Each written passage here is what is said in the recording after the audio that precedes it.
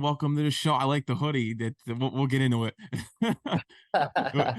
Clark Slater joins me here for Sports Hip Hop with DJ Mad Max, Life 65, iHeartRadio. You know what it is. One of the top guys in the industry, filmmakers out there. He's really doing it for the culture, the real hip hop. And I see the Run DMC poster in the Hey, background, the Nas hoodie. I love it. See, we're connecting here. I a love the old lifestyle. It's a school. lifestyle. Yeah, it is. But man, welcome to the show. Choice is yours. Paramount, you're doing it big. Thank The you. the critics love it. How you feeling, man? Welcome to the show. Thanks, man. I'm feeling great. Cold New York, but today was kind of warm, so you know, gotta take the wins when you get them.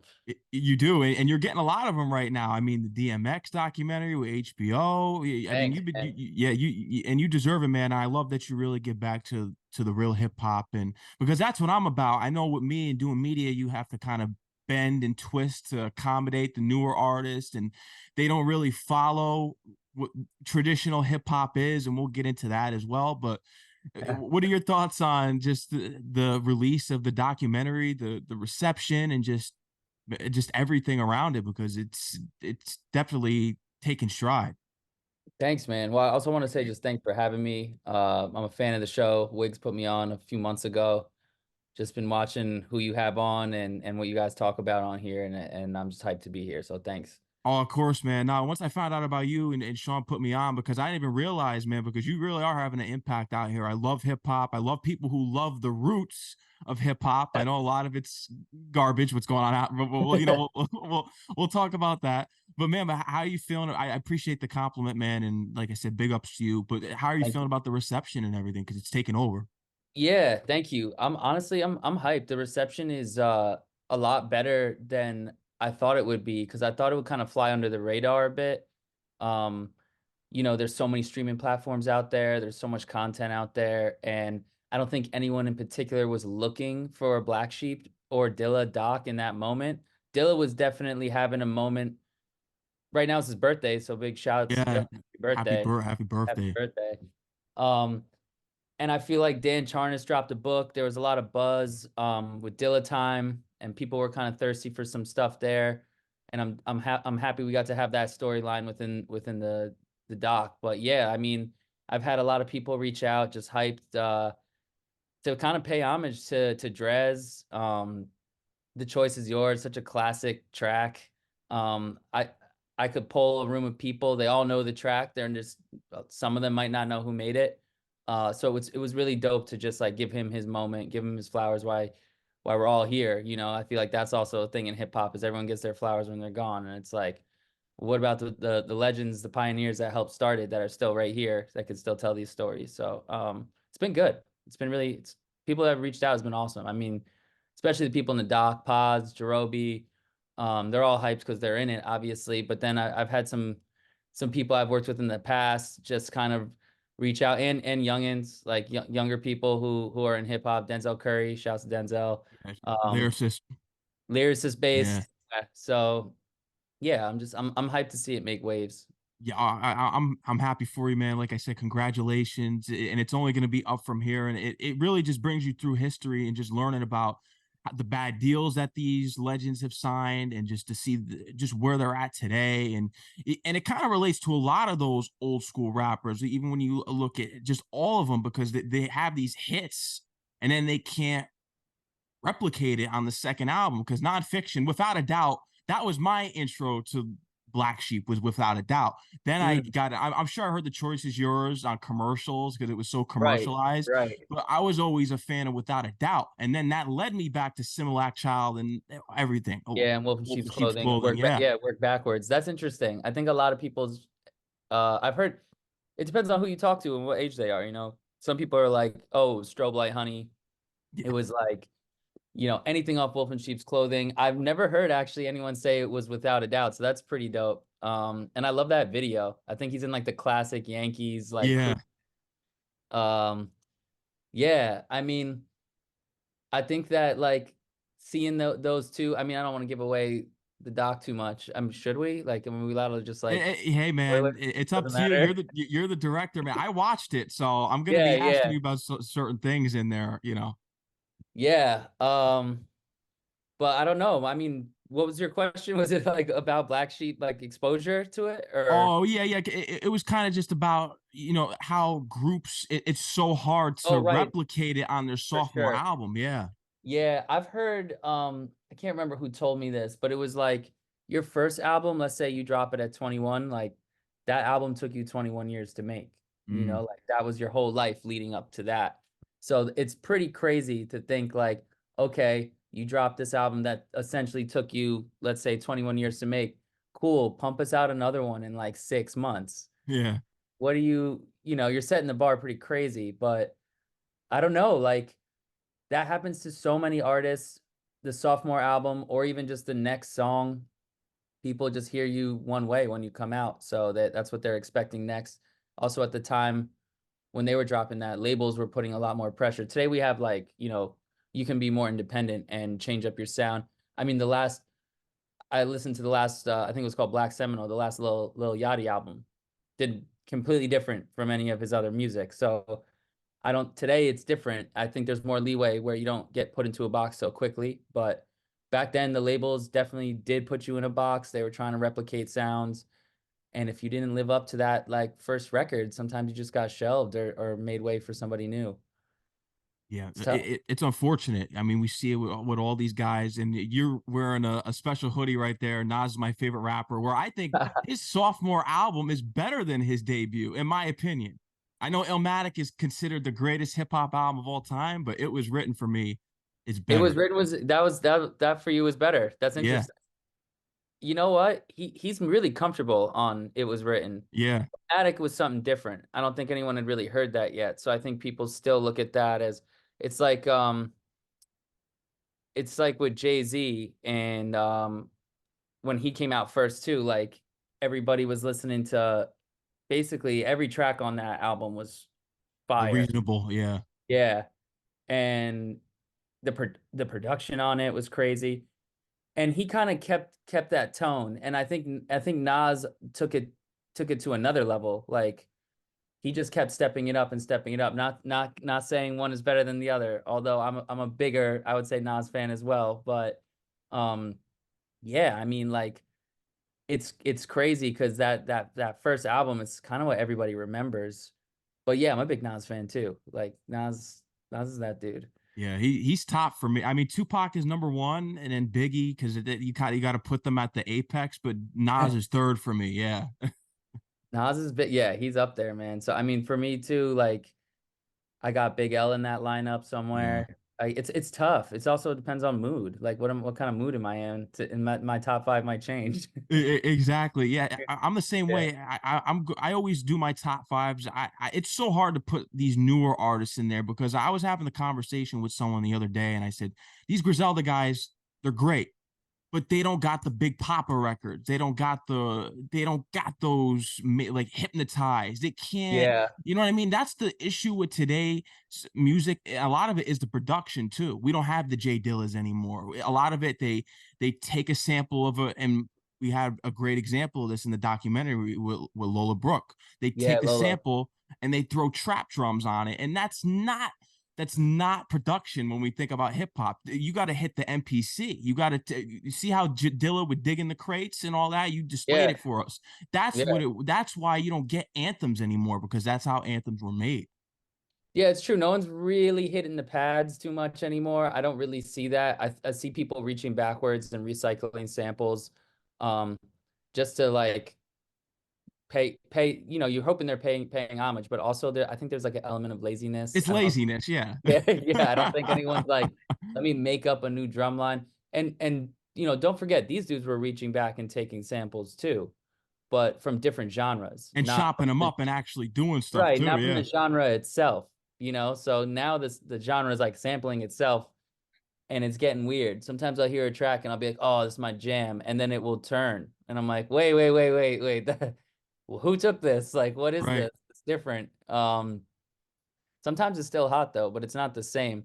But to kind of get back to that point of like, I think those MCs like Biggie, Tupac during that time, again, the labels were like, this one's for the club and this one's for you. There was more of a format or a formula to follow. And I think that since that's kind of gone out the window a bit, people don't feel pressured to drop a club track or a banger. Like, you know what I'm saying? Like it's a little different. It's not I don't see that like that pressure to be like give us the in the club. Like give us the that 50 was still on that wave. Like I think up until like 2010, like I think that was the format. Was like give us the club joint, then you know you got a few on here that's you give us a sensual joint, and like that's your album. That's what makes up the album.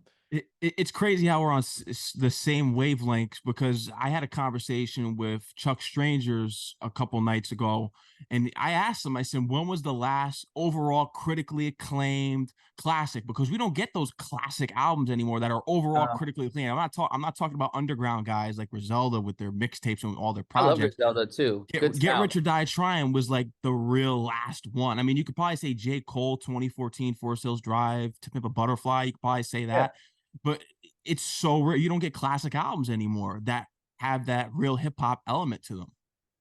No, because I think the genre is shifting. Yeah. Mr. Long says in the movie, it's like hip hop cannibalizes itself. So I think it devours most of it and moves on with what it wants to move on with. And like I think that's why you also have some old heads today being like, well, that's not hip hop. And it's like, well, it has elements of hip hop, but you know, then there are new words starting to define it. There's like hyper pop, there's all these subgenres. Um, you know, they are rapping, people are rapping. Maybe they're getting a little melodic, maybe they're singing a little bit. And also the they're being a little more vulnerable, like a little more sad, and maybe some sad boy stuff. Like that wasn't in hip hop before. That you didn't want to look soft. So that's also like it's all changed, man. It's changing, but you can't just stay on the lawn shaking your fist. You know, you gotta like some of it. You gotta give it a chance. Like I love Corday's music, YBN Yeah, Corday. he could rap. He could rap. He does it well, and he also pays homage even in the lyrics themselves. You could tell he studied the game. Like, and I go back to Denzel, and honestly, some of these other South Florida rappers, even like I could see him in my mind right now. Uh, wow, I'm blanking on his name. He's like Denzel's like he was in ULT, he was in that whole crew. Um, it was like XXX's right hand man too, but they all had lyricism still, even though they were being like melodic and even punky. Like it's different. It's different. Oh, Ski Mask. Sorry, Ski Okay, Mask. Ski Mask. All right. Yeah. Like Ski Mask could flow. Crazy. Yeah, I've heard some of his songs. So Yeah. But I don't know. There's people out there that I think are still carrying the torch. an important quote from the documentary was, when you're 25, when you've been rapping for 25 years old, you know, when you've been rapping for over 25 years, you're considered old. What are your thoughts on kind of ageism in hip hop? Because we don't get that in other genres. Yeah, I mean, I'm trying to remember the quote exactly. I think Dres says when you've been cooking or in the kitchen for 25 years, you're a chef, you're a master Yeah. chef. But when you've been rhyming for 25 years, you're just old.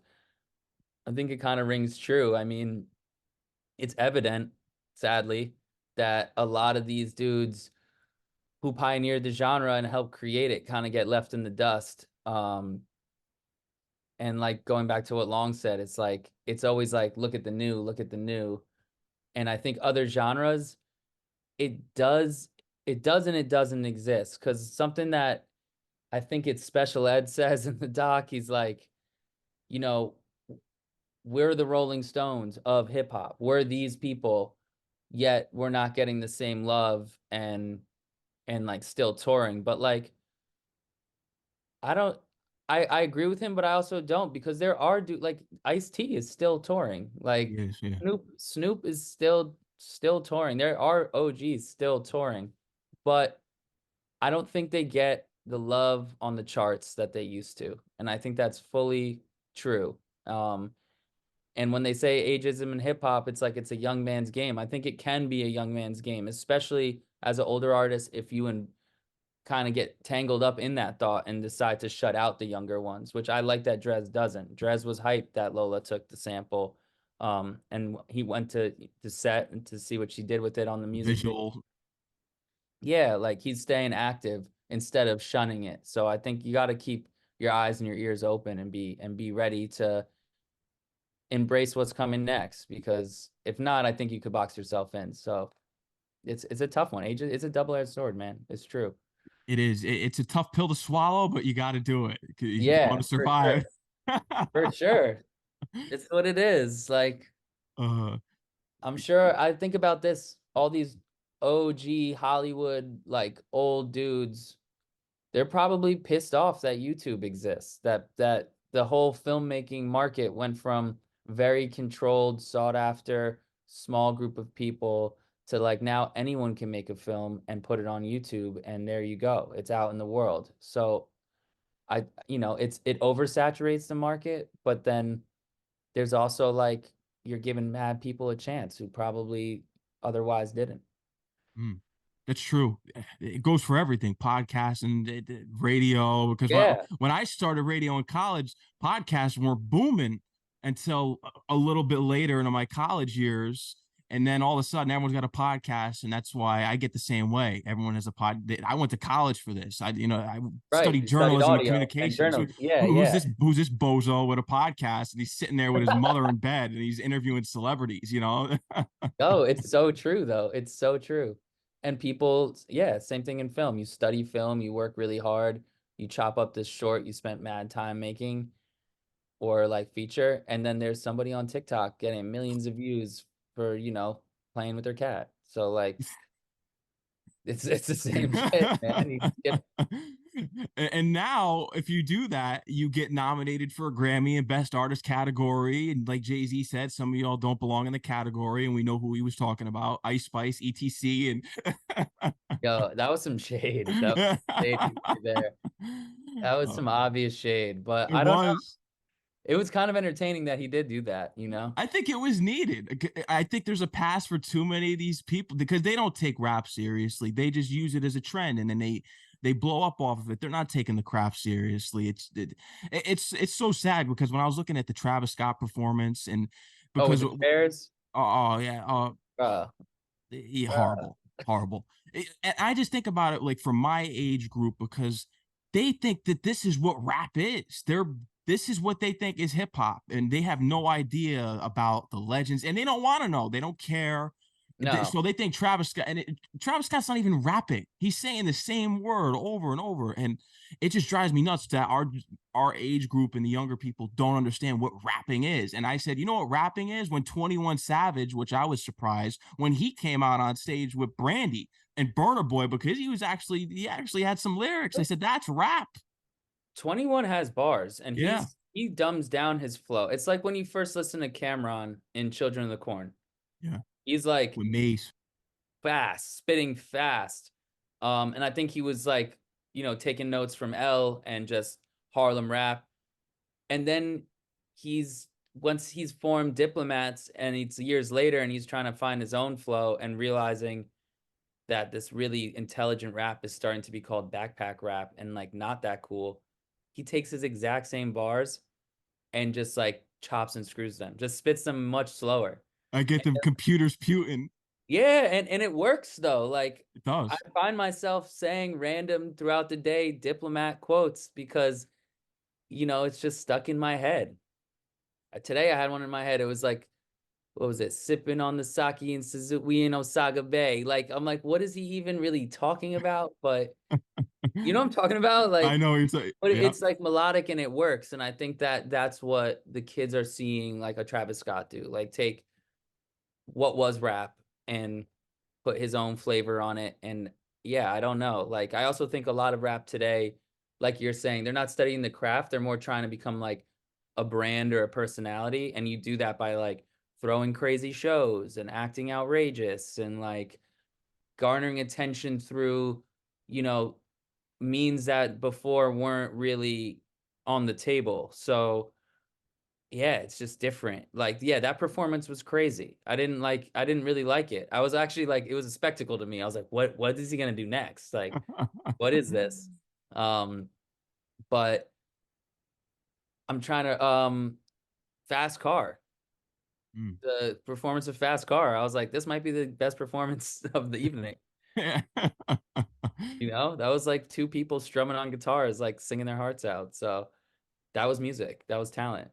It's sad. It's a sad state where we are in music right now. It's sad, but you got to look through the cracks and you'll find some people. Go enjoy your old throwbacks and underground Yeah, artists. Hey, you could do it, but it's tough for real rap fans right now. But I did want to get back to the documentary and then learn more about you sure. because we brought up Mr. Long because this documentary you brought them back together. This piece brought them back together. So how big is that?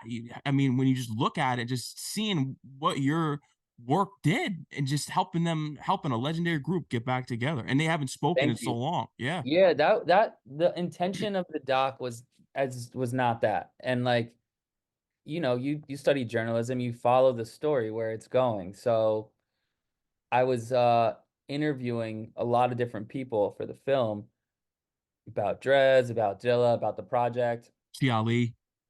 Yo, I love G. Yeah. And he's so funny. And yeah, different people in the natives like Chi, Drez's like protege, or for lack of a better term, like yeah, protege or just like homie. Yeah, like his counterparts, his peers, and just other people kind of in pop culture. But it started, the question kept coming back, which was, you know, they would say, oh yeah, like him and Mr. Long, that album, him and Mr. Long, that track, you know, where's Long? And then I would ask them, you know, like, I'm hoping you know where Long's at, because every time I would ask Drez, he was kind of cryptic about it.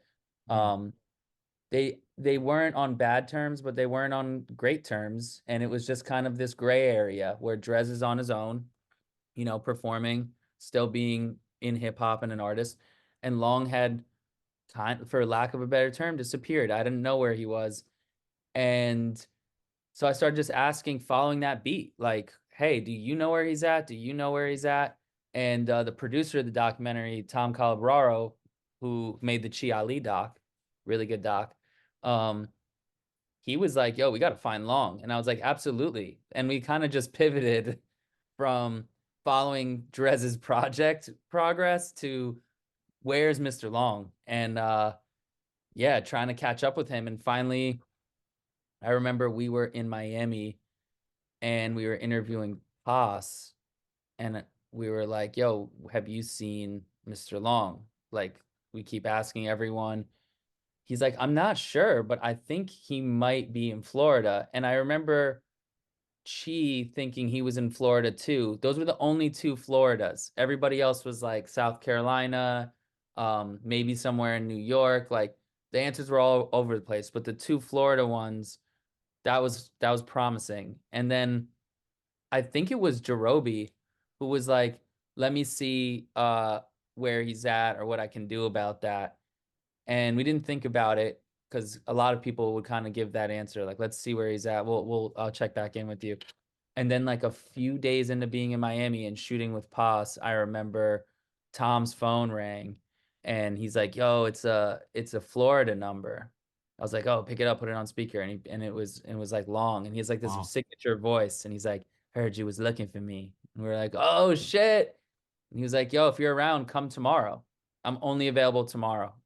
And we just drove from Miami to Orlando and just met him. And like he was ready. He was ready to talk. It was dope. It was kind of crazy. But then once we were talking to him, he was getting really nostalgic. And after we were done with the interview, you know, in journalism and in documentary, you're not really supposed to influence the story too much. But we were just like, yo, would you be down to like link up with Drez and like see him? And he was like, absolutely. So the only we Long was coming, Drez didn't know he was coming though. So that was like a big kind of win. And then when they reunite, they're like no time had passed. It's back in the '90s again. Yeah, right away. And then they were just like, yo, let's go to the studio. So it was kind of just like magic unfolding. And we were like, let's just follow this. And that's why it's like kind of halfway through the doc, it becomes a different movie a bit. It does. Yeah. It got Yeah. dark there for a minute because we couldn't find where he was. I was like, what the hell happened? He must have really screwed him over or they hate each other. And then it turned out, like you said, Same. a completely different movie. And I'm glad it went the way it did. because now we're gonna get another Black Sheep album. Yeah, they've been working on it. They also did like this 50th anniversary of hip hop like Grammys performance. That was dope. Um and yeah, like once they got back in the studio, it was like no time had passed. They wanted to just keep making music.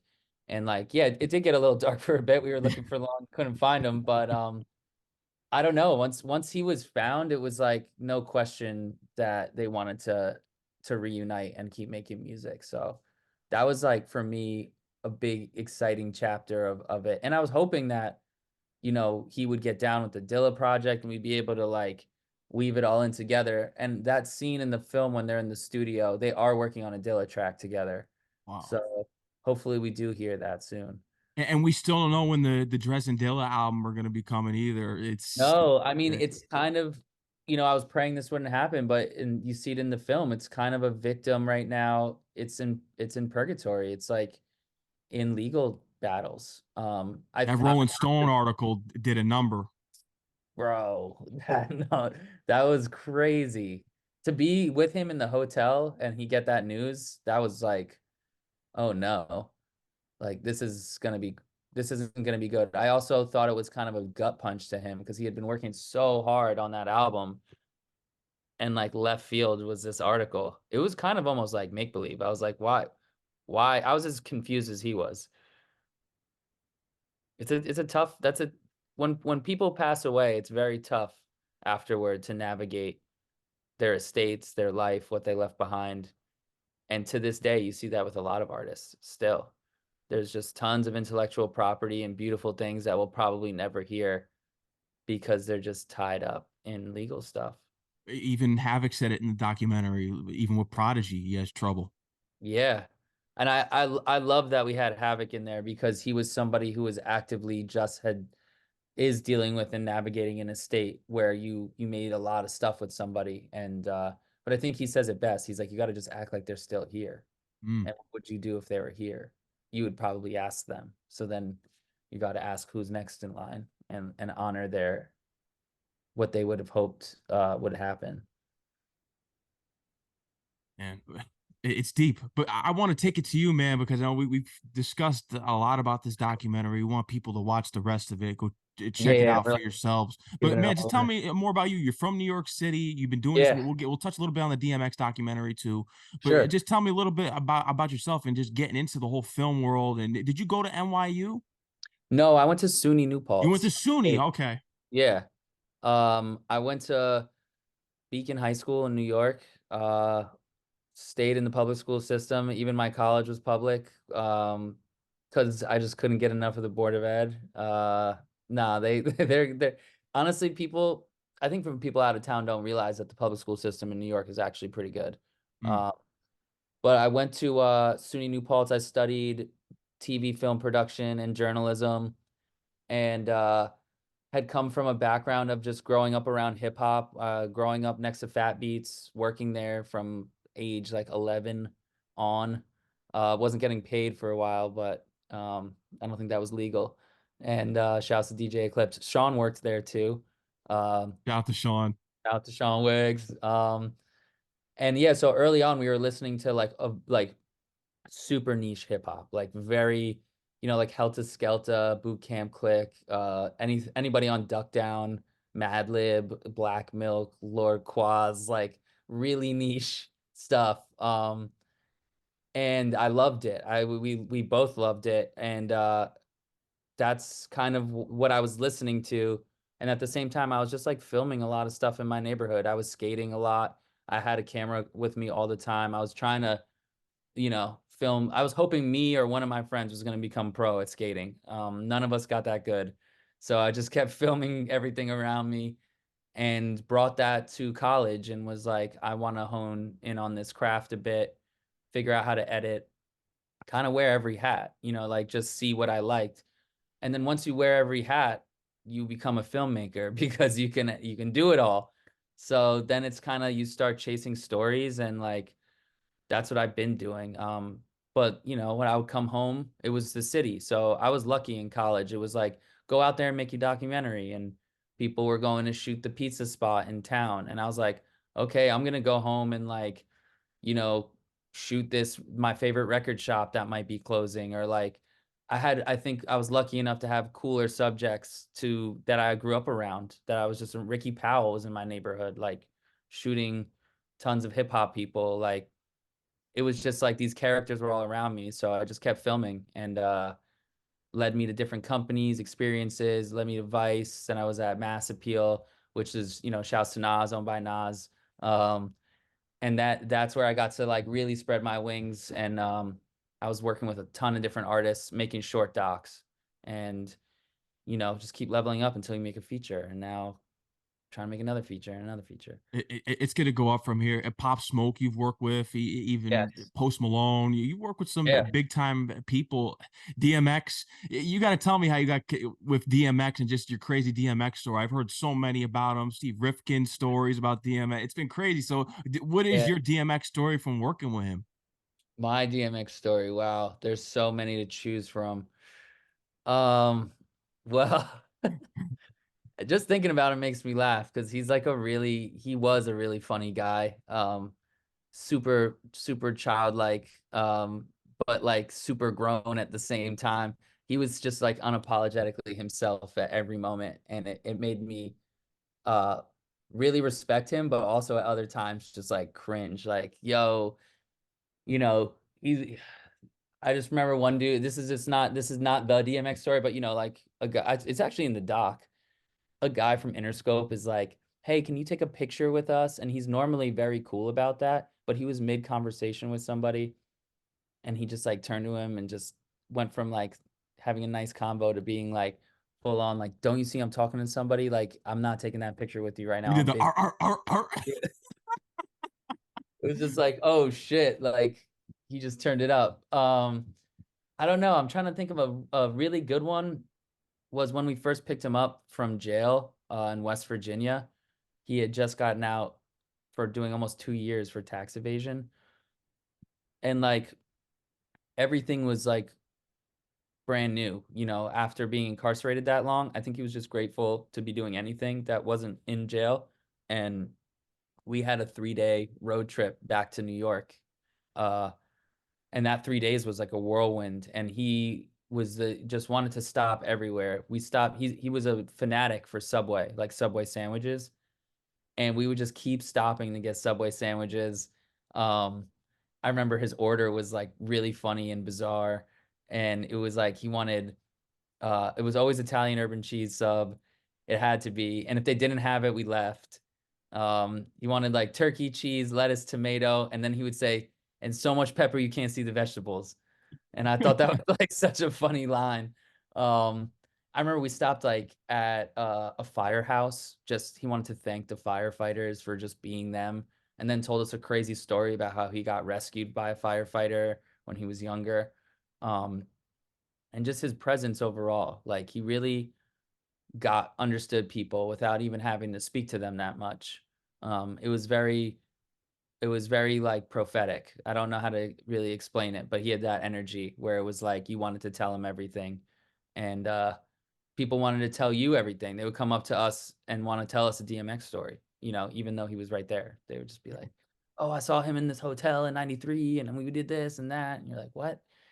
Um, but yeah, I mean, I think the craziest one that sticks out to me is I remember going to Coachella, and it was Sunday service, and Kanye had invited him, and you know, he was very close to God, like in his personal life. He had like a relationship with God. I would say he was like kind of religious. I wouldn't say he was religious like going to church every day, but he was religious. And I remember Chris Frierson, who I made the doc with, was like asking him, "Do you think that this is what Kanye is doing is like good? Is it for is it does it have good intentions really?" And he was like, "No, I think it's art though, and art is different from religion, but the music and the art is bringing people closer to the word of God." So like it was good in his books. It was just like it was bizarre, but he agreed to do the show, and then Kanye and them offered him like these purple clothes to put on.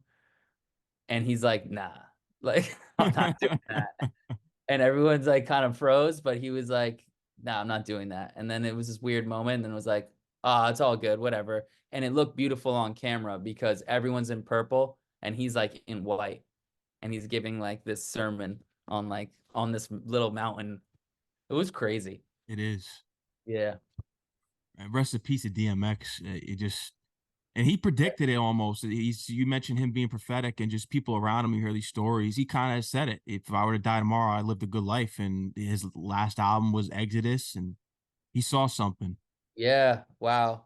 I didn't even think about his last album being Exodus, and also his last child, who now I think is probably like 5 or 6, Exodus, um, who's in the film a lot. Because when we linked up with him, I think Exodus was about 2, and he was raising him, So, he has a lot of children, but Exodus was the youngest, and to watch him be a father later in life with him was like really special. Um, but it also like reminds me, we were in Miami and it was Mother's Day, and it's a very quick few seconds in the film, but it's right after he does Rolling Loud, and we go out to dinner, and it's just him and all his women, all his baby mamas were there, and the table was full, and he's just like, Happy Mother's Day to all the mothers. It's just like all these moms there, like, and they're all in love with him. They all loved him. Like, didn't matter. Like, they were sitting right next to each other, no beef. Like, they all just love this man. Unbelievable. Because if it Yeah. was anyone else, it'd be drama on VH1. Right. It would be on Love and Hip Hop, but no, Yeah. none of them, they were all like, Earl, baby, we love Earl. Like, miss him. What a guy. It's a shame, and his legacy lives on. Where are you Yeah. looking to take things next? Because you said you're on to the next feature, on to the next. What are some of your Yeah. long term goals here? Are you looking to move on to do actual films? Or are you kind of just staying in the documentary lane? What's your goals to for the future? It's funny. When this film came out, I had a lot of different people, especially friends of mine, people close to me, being like, you love doc, you keep making docs. Are you gonna make a narrative? Like, and I was like, yeah, like I've always wanted to, and of course, everyone who grows up in New York wants to make the next Kids, right? The next Larry Clark film. That's what like, it's like, oh, who's gonna make the next Kids? And it's like, yeah, I really want to. Um, that would be dope, but it's not that simple, and like but I'd like to make the jump, and I've started actually writing my first feature screenplay, so I'm hoping to wrap that up writing wise in the next few months, and then start shopping it around and move on to and make a narrative film. But at the same time, doc is my first love. I'm still trying to make docs right now. I'm right now pitching my first true crime doc. Mainly I've done stuff in hip hop, and I've also done stuff like about natural disasters and all types of topics, but never true crime.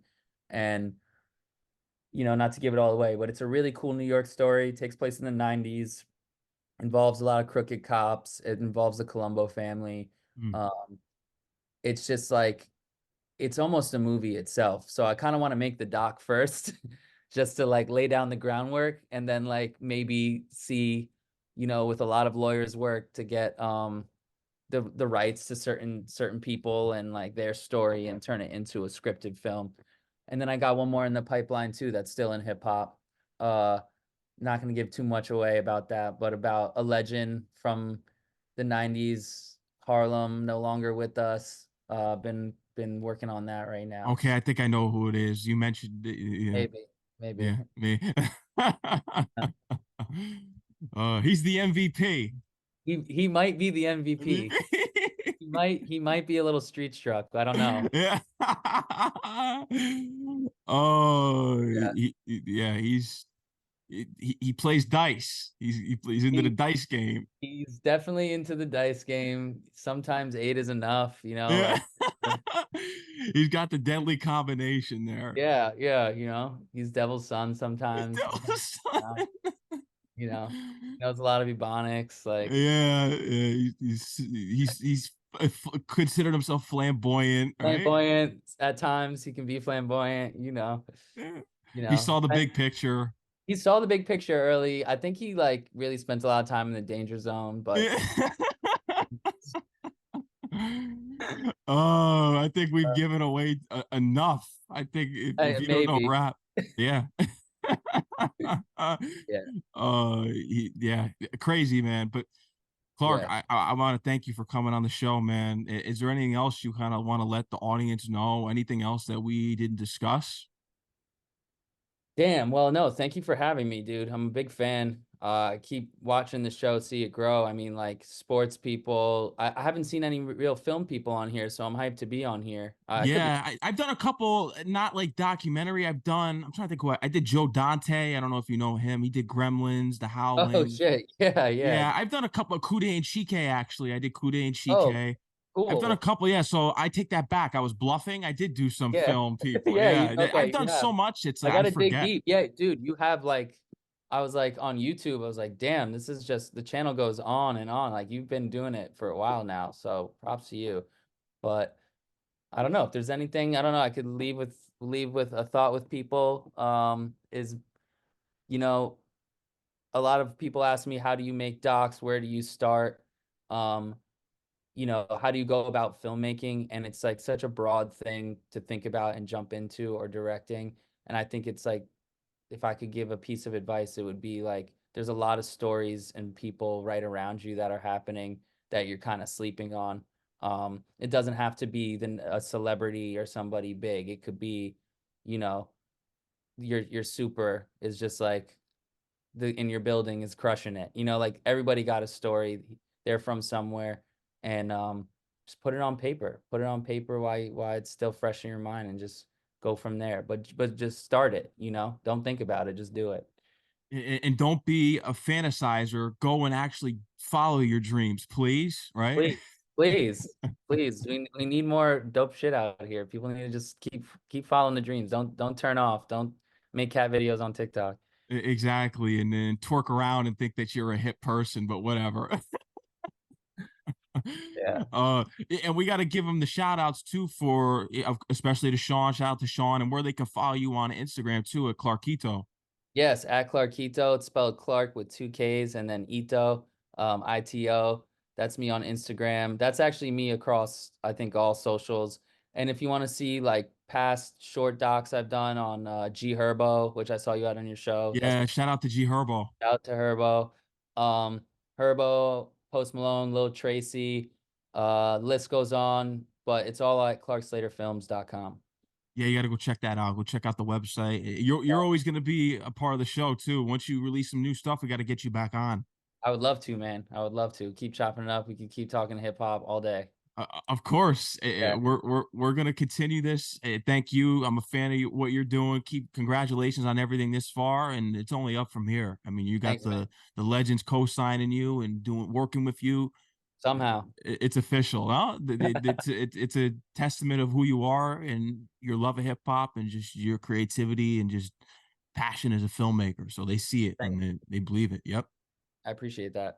You already know. And we'll be releasing this next Wednesday if that's good with you. Is that fine? Next Yeah, Wednesday is good? yeah, Yeah, we'll be great, dropping it, releasing it, airing it. cool. I'm excited. I'm gonna Yeah.